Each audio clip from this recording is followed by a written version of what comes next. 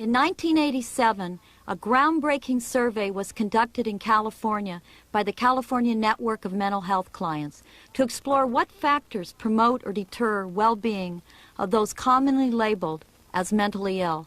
It was written, administered, and analyzed entirely by mental health clients. The following film reflects the findings of that survey. This film affirms our personhood in living meaningful and satisfying lives. In a world of stigma, poverty, loneliness, and injustice, our voices illuminate the value of self-help, creativity, meaningful work and activity, and basic human dignity and respect. Most importantly, we speak for ourselves. Normal people, and I want to say, as I said, I say all the time, some of my best friends are normal people. I don't want you to get the wrong idea.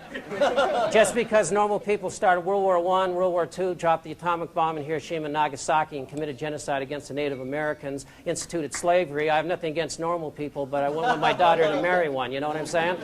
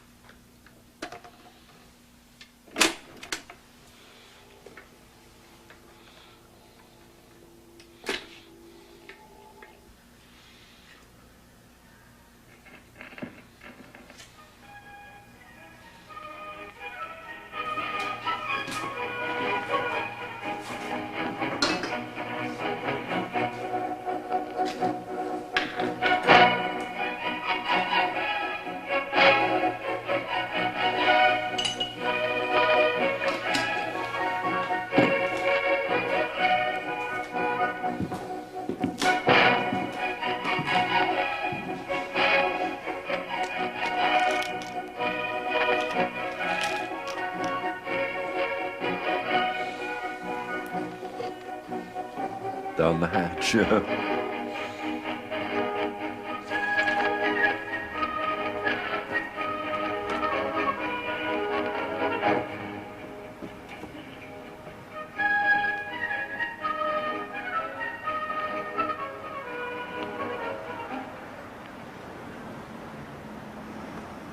Sometimes I'm teased by children called Lurch or a monster, you know, but I really don't mind that because I think I understand what they're going through at the time that they're saying that. I had my first nervous breakdown when I was about 20 years old, when I almost was to graduate from Brooklyn College. And I was in bed with what I felt were brain convulsions the whole Christmas week. So my mother brought me to see the psychiatrist, and he told me that I was working too hard. I was working very hard. I had 2 part-time jobs, and I guess that was what they call a real nervous breakdown. That's a good boy. Okay. Ready? Banana split for my baby, and a glass of water for me. It was while I was at UC Irvine, I had what may commonly called a breakdown, getting really depressed even. But some of it was an attempt to find some meaning in the world. And sometimes that meant that I was violating what I considered, you know, especially middle-class rituals, and my family didn't know what to do. Well, they had a lot of concerns, even though I did not hurt anybody. Water for me, yeah. A glass of water for me, yay! Anyway, is that I went down to visit my family, and I went to a Denny's, and they're going to pick me up, and I have my father and 2 brothers with a baseball bat, and like my brother had a baseball bat in the back of the car. I thought I had the flu at the time. I was sick. I went to see a movie called On the Beach. And in this scene, everybody was going to die, all right?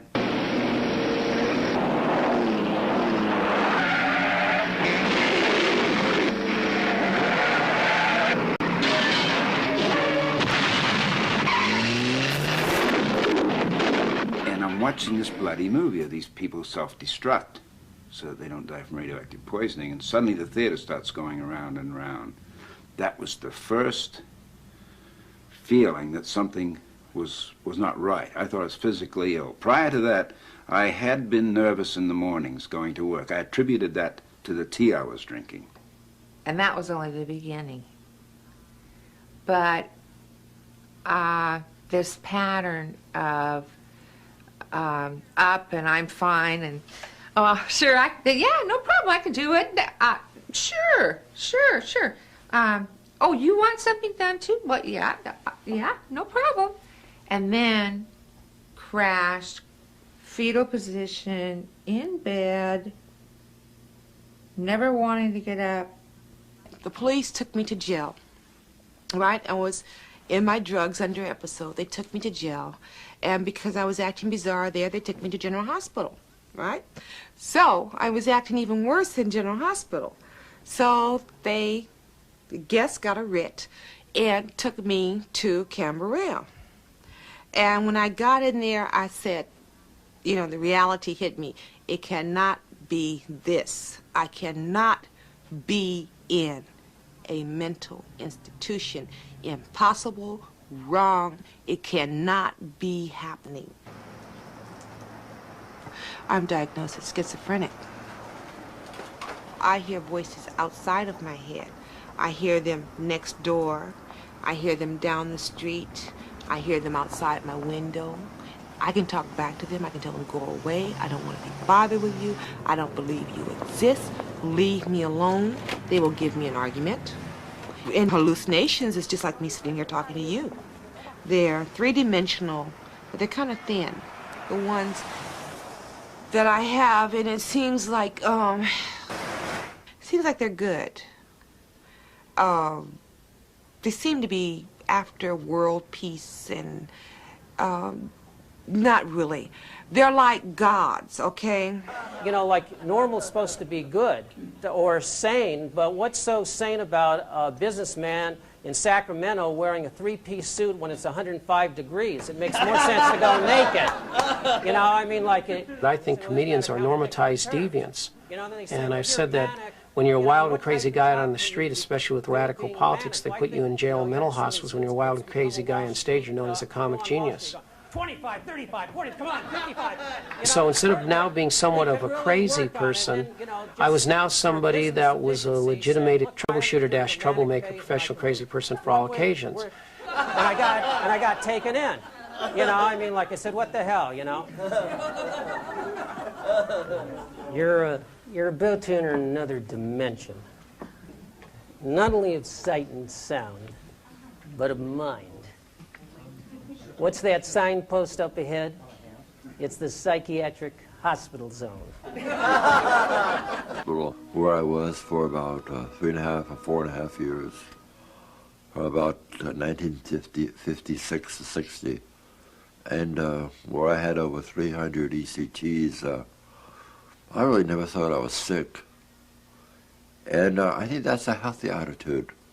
I mean, you don't want to lower your ego and tell yourself, well, I'm sick, you know, and I can't function, I can't cope, I can't stand this, you know. Other people have told me that if it had happened to them, they wouldn't have survived those 300 treatments that I had. I don't know how I did survive them, but I guess I'm lucky to be alive.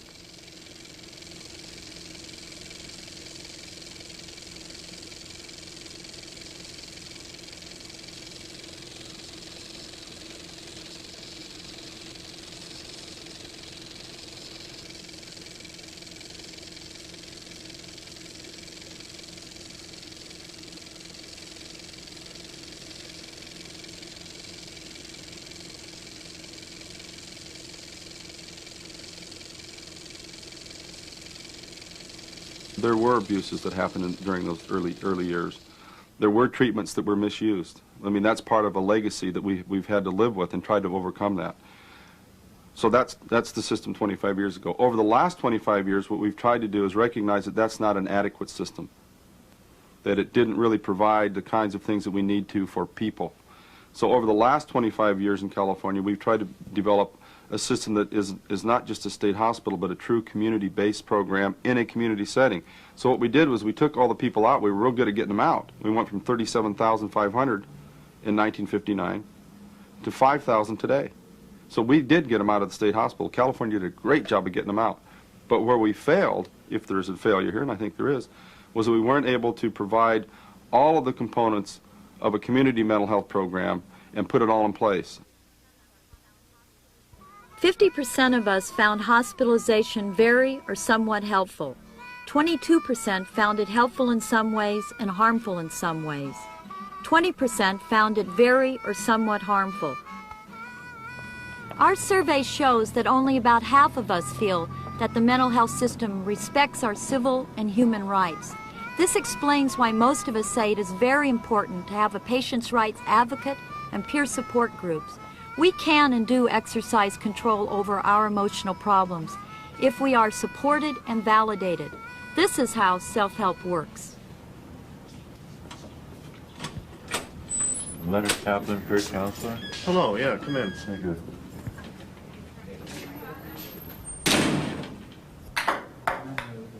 Peer counseling is an attempt to have a connection across, and we try to make a connection in the hospital to the community so that people, you know, have some place, some connection to the outside world. Whoops. I'm better at spinning the bottle, really. Yeah. No, that's silly. It's the only sport we have here. I mean, I love athletics, and I just like to play like children play. They play all day long, sports and games and teaching and learning. You know, it's all an experience of life. What score was it again? 8-4? I lost track. Yeah. And if a person has the right attitude, I think it can do a great deal of help. And I know exactly what they're experiencing because I've been in the general hospital 3 or 4 times myself, so I know how much pressure there is on the clients.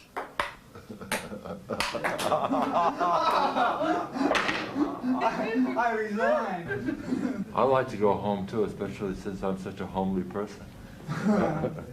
Okay, well, thank you for the game. I think you're very enduring throughout the encounter. Enduring or endearing? And I enjoy it because I enjoy helping people, and if I help people, I feel I help myself as well.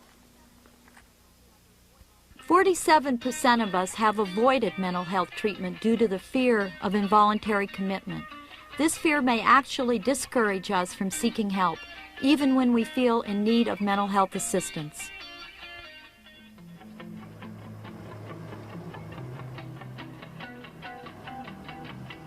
My feelings about hospitalization are overwhelmingly negative.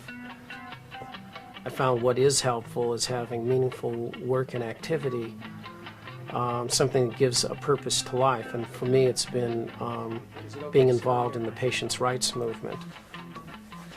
As you know, you've been certified for up to 14 days to be here, even if you don't want to be here.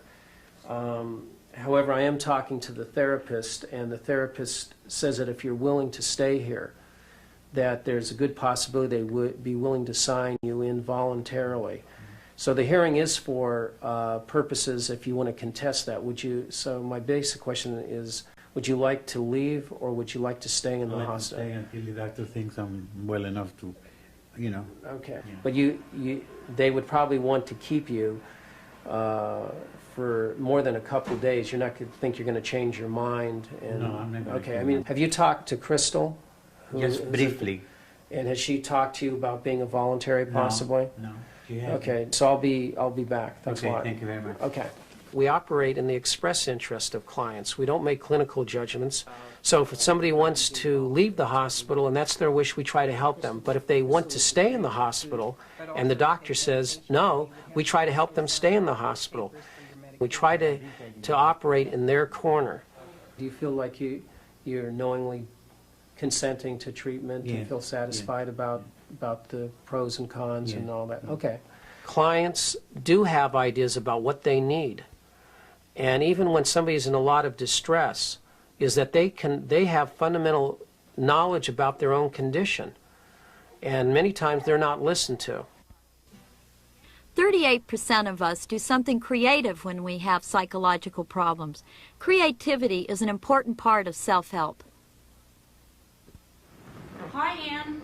I think we should go out and have a drink after work. I'm really tired. This has been a rough day. Nurse, I gotta talk to you. It's real important. I gotta 5 talk to you. minutes? I was Bill? supposed to go home. It was all worked out. I'll call you back. Now, I was gonna go on a pass, you know. My wife Bill? called. She doesn't even want to see me anymore. I can't. Bill, do you know where you are? I can't. Yeah, I'm in. Do you know where you are? I'm in a hospital. You're in the nurse's station. You see that line? Now, back. You're running again. Listen, I gotta talk. You're running into each other. We started a self-help group and we called ourselves We Can, Client Advocacy Now. And we were sitting around and we were talking about the hospital and how much we disliked it. And so I said, well, let's, you know, what's the thing that bugs you most? And the folks said, you know, the nurse is always staying inside the nursing station and never coming out and seeing you and talking to you. Well, let's get up. You know, how would that go? And we acted it out. And we realized we had a role going. And we came up with some skits and took our show on the road. But to be for any change to happen, and that's what our group is working towards, is changing the way staff relate to clients. That's Nurse Mildred, and I have a hard time finding good help for this hospital. And I just wanted to find out what's going on. She's telling me that you will not take your medication. That's true. They're trying to poison me with those pills. I know that. I don't want to take the damn thing. They're poison to me. Do you know that? Well, I think you're just treatment resistant. Treatment resistant. Of course I am. I don't want to take the thing. And it gets me in the head. I'm afraid it's going to seal those convolutions in there and, you know, and smooth it out. And I won't be able to think anymore. Well, I think that sounds like a psychotic thinking to me, convolutions in the head. Well, for God's sake, everybody has convolutions, I'll tell. But listen, it doesn't matter. I'll tell you what I've done. I've composed a poem. I think what gets me in the Weekend Players is playing from our own experiences and yet playing somebody else. I'm a ham. You know, I'm honest. I love to talk. I love to move my body in expressive ways. I feel like I'm doing something then. You know, I feel whole at that time. And I have these ideas. I have these mental flashes. I use them through life. And I'd like to use them here. I would like to suggest that when you have a change, an idea for a change in the way that we do things, that after we do the set, that you come back and say, hey, how about putting some... My mind doesn't work that way. It goes in the moment. I'm a momentary person, and whatever I do in the moment, it comes out at that moment. It's finding parts of myself that are hidden from me. And yes, conflict, I'm full of it. I think creative people thrive on the damn stuff. I really enjoy right now being me at this moment. And I have those moments, yeah.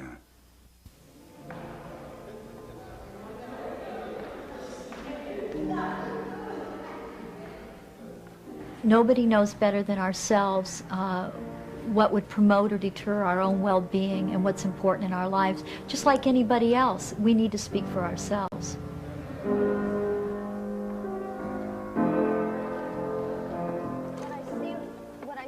The Well-Being Survey Project was initially a social survey project that was supported by the California Department of Mental Health through the California Network to do a survey of those commonly labeled as mentally ill throughout California to identify those factors which promote and deter well-being.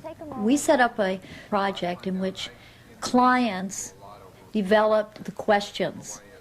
Clients were trained to do the interviewing, and clients who came together in a conference and decided what factors to analyze. The process of interviewing itself is a very empowering process, that providing the answers when you're the person that's being interviewed, and then when you're the person that's interviewing, that the key, the crucial point is that both parties are involved in a very important transaction of information. And that's the main thing that we're going to focus on today. I think that for the training, I think we're going to do the role-playing now, going over these questions. We had people at all different levels of functionality being interviewers. because it only required that you believed that your work was important and you believed that the answers were important. And if you could convey that, you could get an excellent interview. Most essential to your well-being? Well, basically, I feel that an adequate income. Adequate income? Mm-hmm. Privacy, basic human freedom. I have no sexual life. I have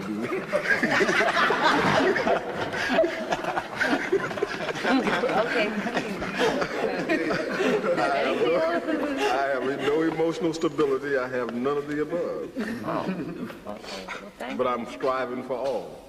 What term, if any, would you like to be called? My given name. I wouldn't want nobody to call me none of those names. I wouldn't want anybody to put any kind of label on me at all. How much control or choice do you feel your family has over your actions or beliefs? Total, a lot, some, a little, or none? A lot. Family members think that they know what's best for the family member that's psychiatrically labeled. And they're in a terrible bind because they want to be protective. They want to act in the client's best interest. There's two conflicts between family members and clients. One is between individual clients and their family, and then there's the conflicts between the organization of the California Network of Mental Health Clients and the client and the family group of CAMI, which is the California Alliance for the Mentally Ill. 30% of us feel that our family seldom or never listens to us. 40% of us seldom or never feel safe talking to our family. Trust, safety, and respect are central issues in family life. Most of our families feel that we seldom or never act in our own best interest.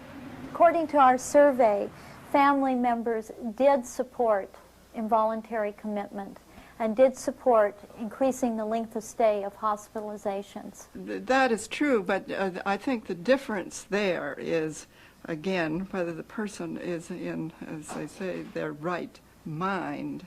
And that ties in with the question about, do you think the mental health client always acts in their own best interests? I think I tried to draw the difference between best interests and express interests. And as being a parent, I really understand there was a lot. My daughter smoked, and it really grieved me. And she's blonde and blue-eyed and lays out in the sun and gets fried. And I really worry about that.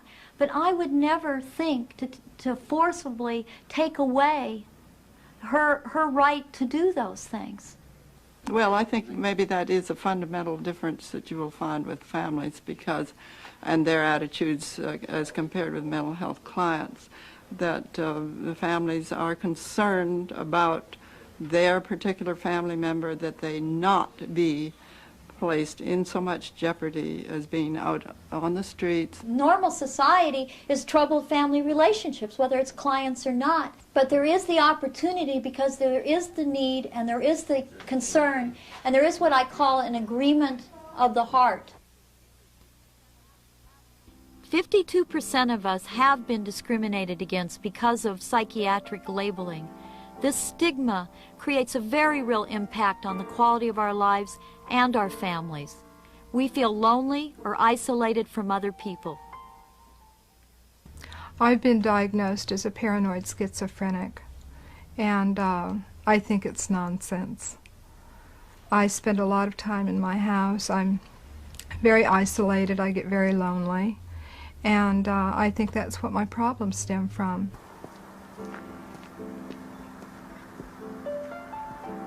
Remember last night when I got that phone call and it upset me and I was just about to have dinner?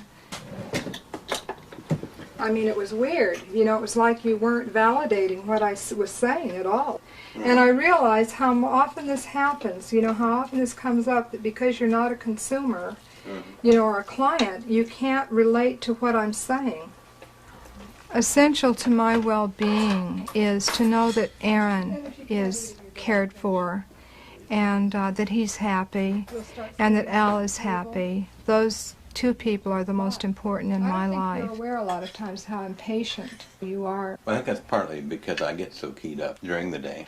When I come home, I need to, cycle back, to here, and you're not patient in that respect. Yeah, but if you could put yourself in my shoes, Mhm. And feel some empathy with what I'm saying about the person, then I feel like that what I'm feeling is validated. Otherwise, I feel like what I'm feeling is not of any value, that it makes no difference how I feel about somebody. Yeah.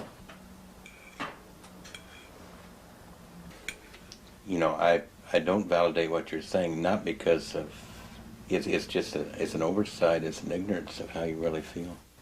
And of course, if you're feeling, that you need my attention suddenly, why, I don't respond very well because I'm still trying to come out of what I've been doing all day.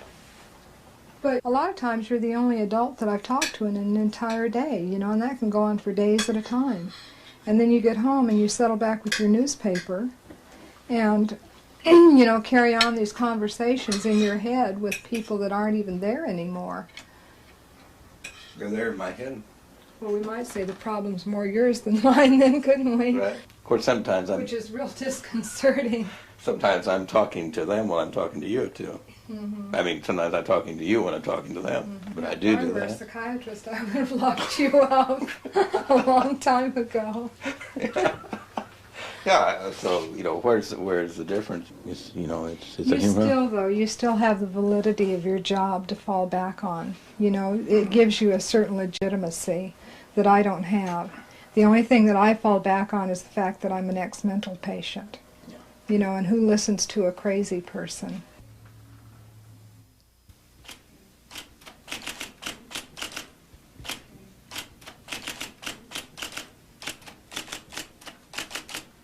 Familias Unidas is an alternative mental health agency with a focus for Hispanics, Spanish-speaking clients. It's not collect, is it? No. All right, if it's not collect, accept it.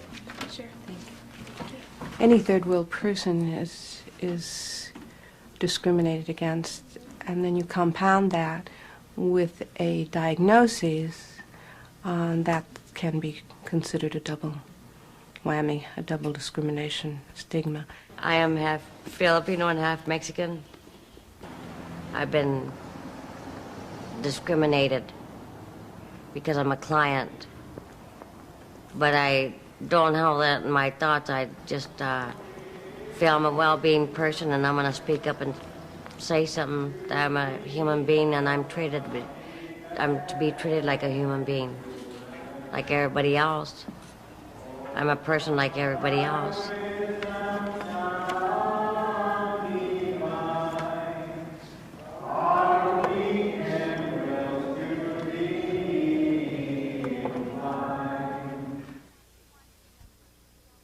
51% of us think that TV, radio, and newspapers seldom or never portray us in a fair, accurate, humane manner. As a group, we are neither dangerous nor unpredictable, yet the media continues to spread this misconception.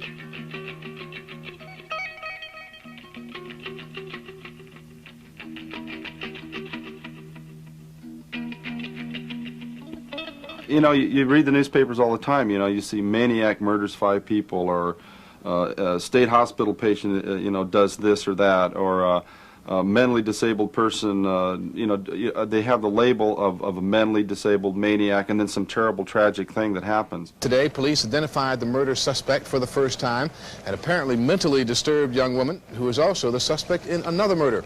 It's not clear why the husband ate pizza with his neighbor before killing him.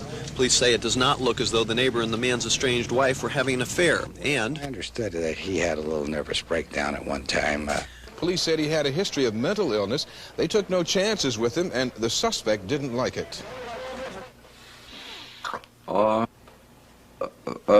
Some clients are dangerous, but very few of them, and fewer than the society would think, because most mental health clients have exactly the opposite problem. They're too passive, and they wouldn't even hurt a fly. I know I wouldn't hurt a fly.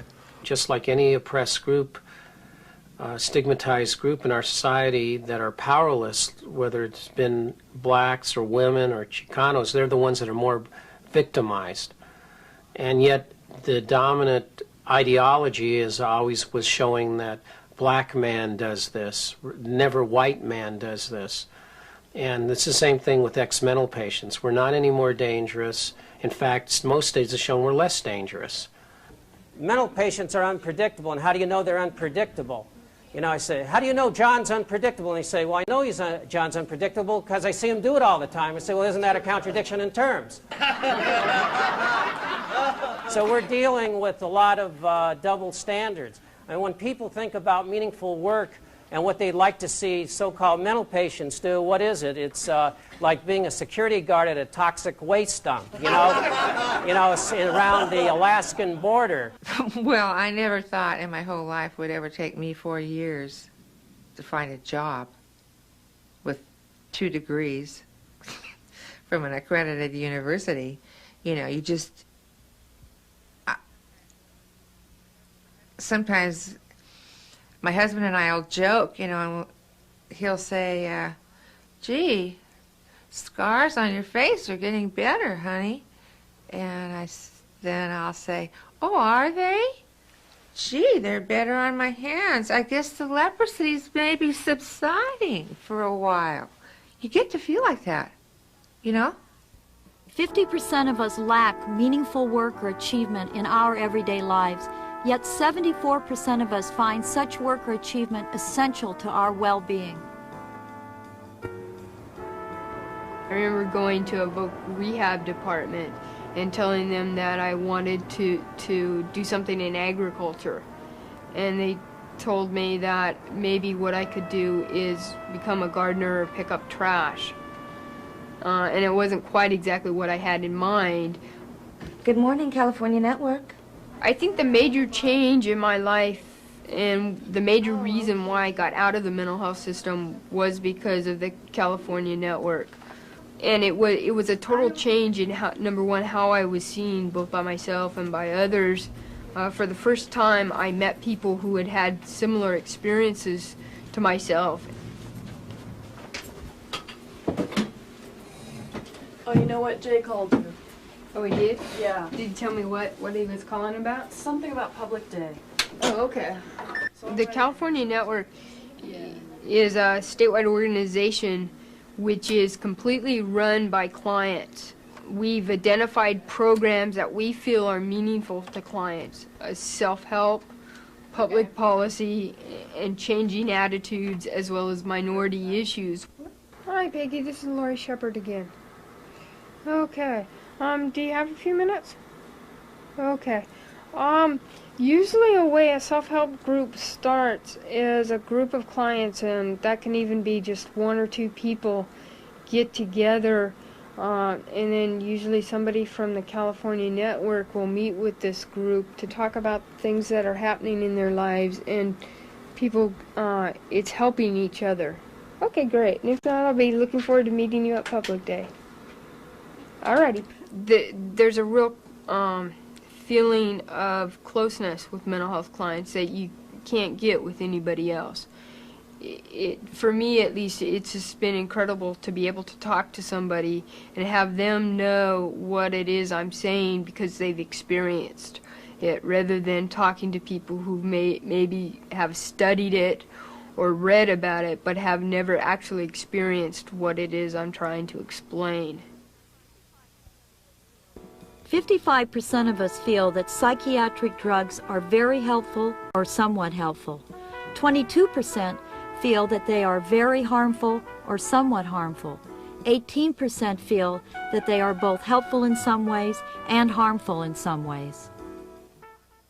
My belief is that I'm not depressed anymore, and that a lot of how I've overcome that has been through self-knowledge, so to speak, you know, as opposed to medication. But then there's some part of all this that says, you know, maybe I am biochemically deficient in whatever it is that keeps you from being depressed, and that you know, I don't know. I have concerns about long-term use of any medication. Most medications haven't been around long enough for good studies to be done. I was on Haldol for like 5 or 6 years, and my roommates used to laugh. I would sit down to the table and try to eat, and I could not use a knife, fork, or spoon because I had tardive dyskinesia, so I started shaking. And the last time I used it was, I was up to like 100 milligrams a day. Well, sometimes they over-medicate patients just to control them better, for staff privilege or something. I know I've worked at the court hearings now for about 17 years, psychiatric court hearings at General Hospital. And sometimes the clients come into the waiting room really over-medicated, and they can hardly talk. I know doing peer counseling at General now, I see one of the people that's there I used to see regularly digging in trash cans to eat.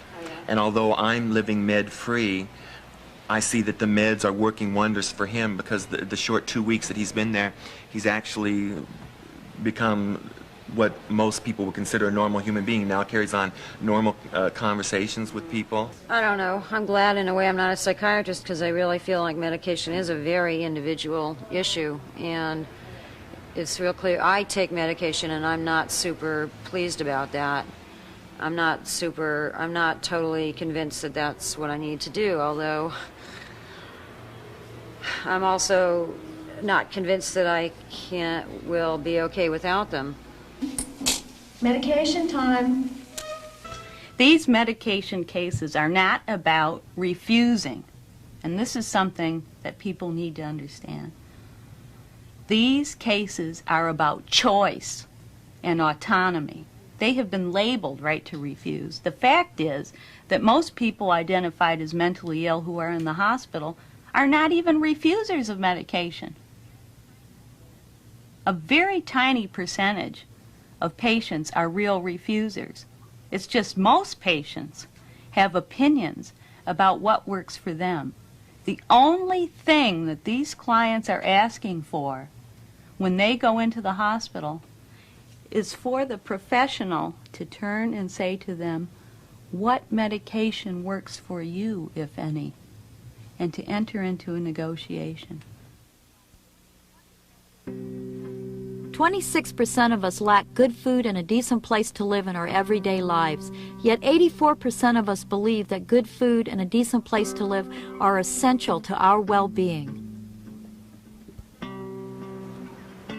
Project Return is a social organization. Basically what we do in Project Return, we have a weekly meeting and plan social things together, and then air problems, individual problems or group problems that may be going on.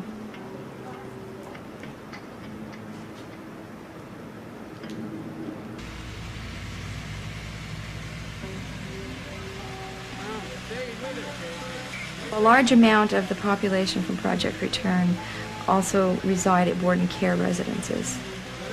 A board and care facility is a transitional living facility. Ideally, they would be at a board and care and mainstreamed, and that doesn't seem to happen. There is no care in many of them. There's mistreatment in many. Santa Claus here left the coffee here for you, so I'm going to do. At our peak point before the home that they were living at evicted so many, we had about 12 members. They're great people. We're very, very close. There's a real caring, there's a real loving on every level. And to save Joyce the aggravation, she was moved immediately. To save Harvey Bluebond the aggravation, he was moved immediately. They took a little walk longer on David because a social worker has to move him.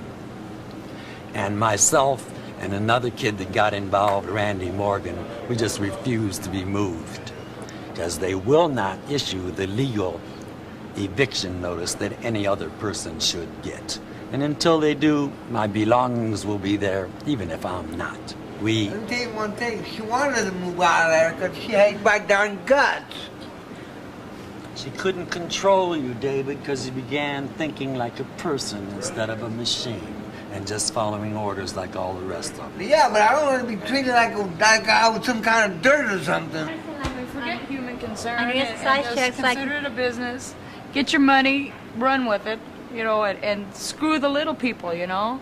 I don't believe it should be a profit-making business. It should. I don't see just that you should shouldn't make be. a profit off of mentally ill people. Even within our own little circle and our own little group, we've been healing to each other.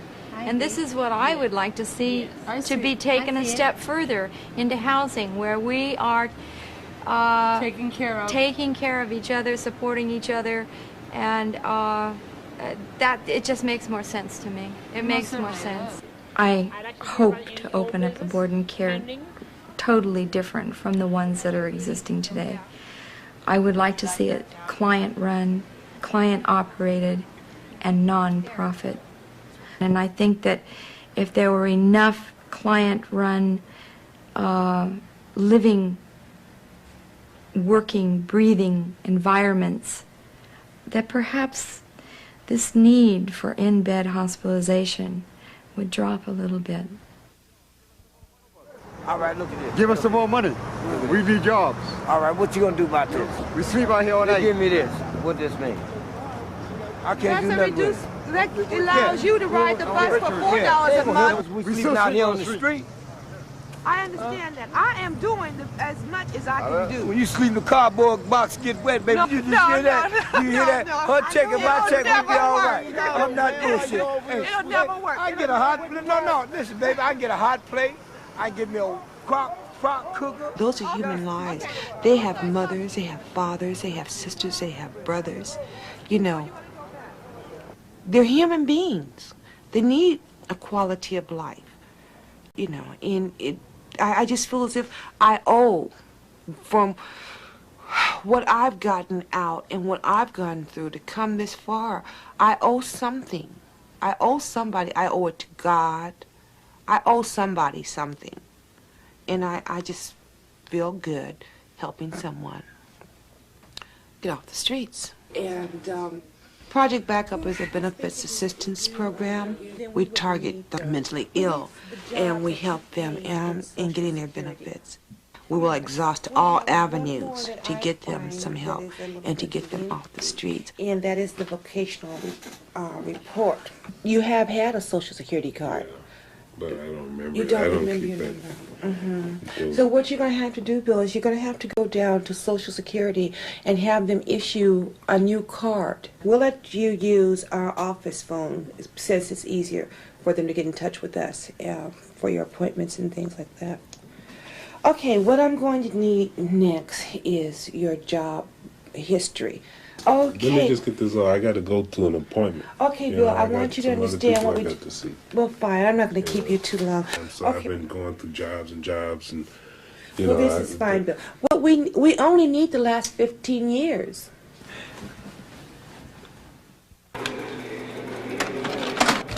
Hello, dear. How are you? Fine. Okay. How's everything? Oh, pretty good. Now, let me see what we got left, and I'm gonna need a couple bags of cheapest sugar, 5-pound bags, okay? $1.99. $1.99. $1.99. Just give me one of those, 'cause I ain't got enough, okay? $13.22. Who's taking care of the kitchen? Holly? Who's taking care of the kitchen? You got a... Oh, Alan? Is Alan there? Okay. I just brought down some food that y'all can make some soup and stuff out of. But now you can make 30 Yes, thank you. But if you don't make 30 points, you got to pick them all up, right? I was called Howie the Harp because when I was on the streets, one of the ways that I made money was by playing the harmonica. I was a street musician. And people started calling me Howie the Harp, and it kind of stuck.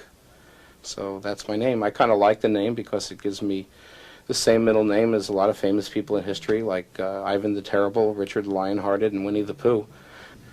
This is the tools of my trade,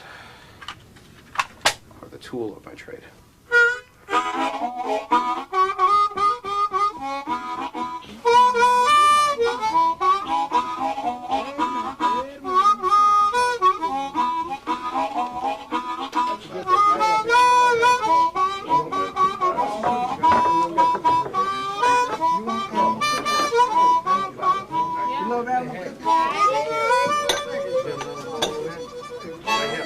tea time. Most homeless people are fiercely independent. Patrick Henry said, "Give me liberty or give me death." But the vast majority of people who have psychiatric histories are homeless because they were incarcerated in a mental hospital, and before they had a home. And during that time, if you're getting SSI, you lose your SSI once you're in an institution for more than a calendar month. Since you lost the SSI and you have no other income, you have no way of paying the rent. So wherever it is you're living is lost. And then when you finally are ready to go out of the hospital, you have really nowhere to go other than the board and care homes that they send most people to.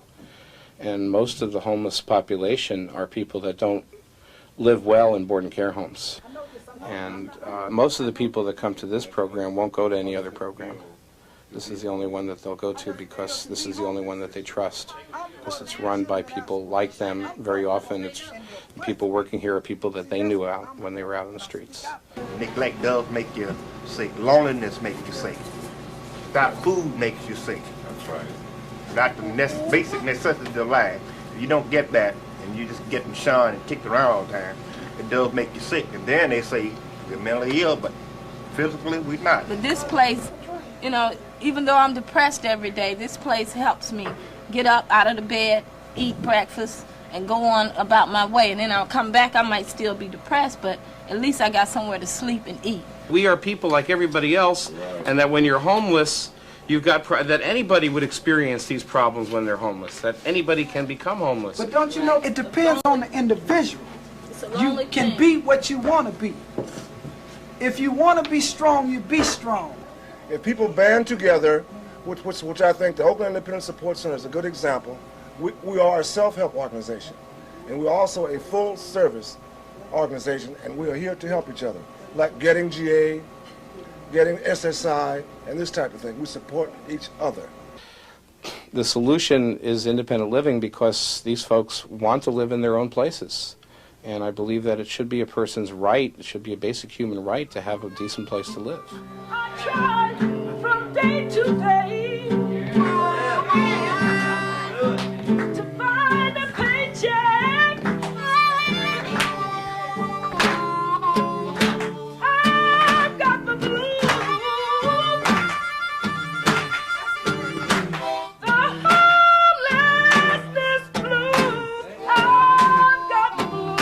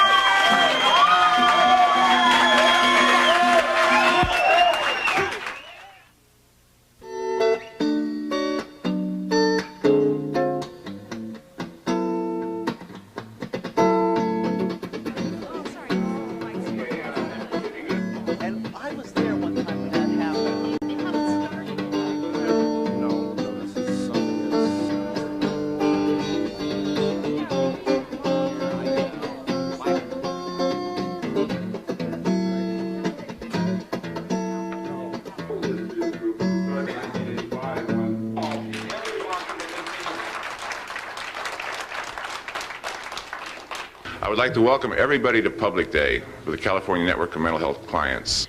The purpose of Public Day is to bring clients together, non-clients, people from various constituency groups in the arena of mental health to educate and inform you all about what the network does, what it is that we do for clients and how we're involved with clients. I see these, but I'm interested in what the shadows are doing. What's the shadow doing here? Well, the shadow is more or less like the dark side of ourselves. Yeah, but specifically one here. Oh, what is this one specifically doing? Well, if you notice, each one is grabbing kind of influencing his life in a way. That was the funny part about entering the institution when I entered. I didn't know the difference between the staff and the clients. They were all people to me. You know, Elliot and I work in the same county together, and it seems to me there's a variety of things that the parents group and the client groups can cooperate on. We would love to influence you to be more interested in some of our goals, which are not your concern. Well, like what do you think are not your I don't think you're concern? particularly concerned that there be more acute hospital care. No, well, in Italy they're shutting down the hospitals. If you can suggest how you deal with a person who's dangerous to self or dangerous to others, or what we consider to be gravely disabled in a totally free and independent living situation, I would be happy to listen to since it, I was but I don't see it. hospitalized 20 times, a lot of people would have said that I am a hopeless, mentally ill person. And it was because of the self-help and the fight for rights that made my life different. I was considered to be mentally ill for a long period of time, severely mentally ill. You're assuming that there is only black and white, and I'm saying that I still say you're the one that's assuming that. No, I say that the majority of the people that we're talking about are unfortunately still too ill to be able to benefit. They can't communicate too well. They can't socialize too well. You know, there's so many people in our self-help group that fit that description, but are doing real well in self-help. Soon, you will see major political movements on the part of clients. People identified as mentally ill are joining with physically disabled people and other historically disenfranchised people to assert and protect their rights. It makes total sense. It makes total sense. And not only will clients be fighting for dignity in the hospitals and in the institutions, they will be fighting for their rights in the community. And this is what the network is beginning to accomplish in California. It is so exciting. The clients have done this. They have done it themselves. Thank God. Anyway, clients deserve the same basic rights as any other human being. And we always have rights. And that our human rights should not end where our psychiatric diagnosis begins.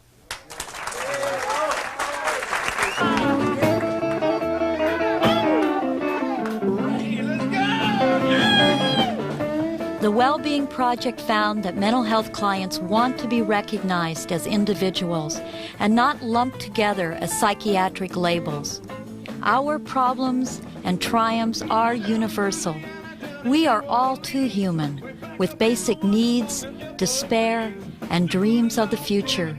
Hopefully, this film has encouraged us all to examine our own lives and to arrive at some conclusions about the meaning of well-being.